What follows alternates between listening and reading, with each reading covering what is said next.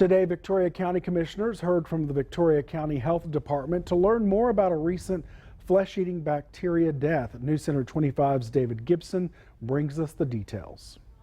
The Victoria County epidemiologist is trying to eliminate any fears associated with Vibriosis, the bacterial infection that led to several deaths here in the Crossroads.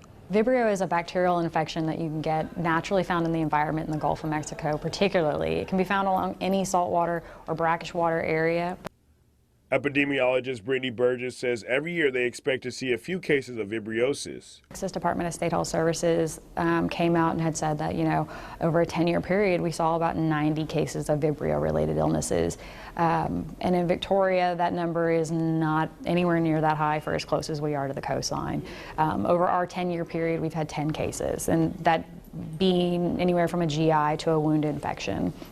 But it's not an elevated number. It's nothing that's overly concerning right now. Burgess gives you some preventative steps you could take to limit yourself from getting this infection. Don't get into the water if you have a pre-existing wound, meaning that you have blisters, scrapes, cuts, anything open that would open up your body to an infection. There are other things in the water outside of Vibrio that could potentially make people sick or give them a wound infection as well. So you want to make sure you're preventing that. Don't eat shellfish raw. Cook them to a degree of temperature that's going to kill any bacteria potentially that's inside of it.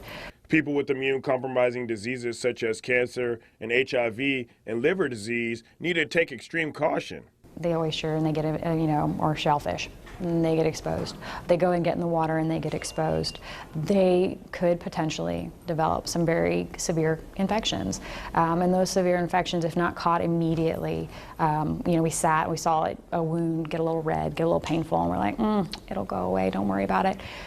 Then you increase your risk of having even worse complications, and the chances of recovery start decreasing a little bit. If you feel like you were exposed to Vibriosis, it is important to contact your doctor immediately. They seek some medical attention, and then tell that doctor, tell that medical provider what kind of exposure you had. If you ate oysters, you ate some, sushi, something like. Tell the doctor about that exposure.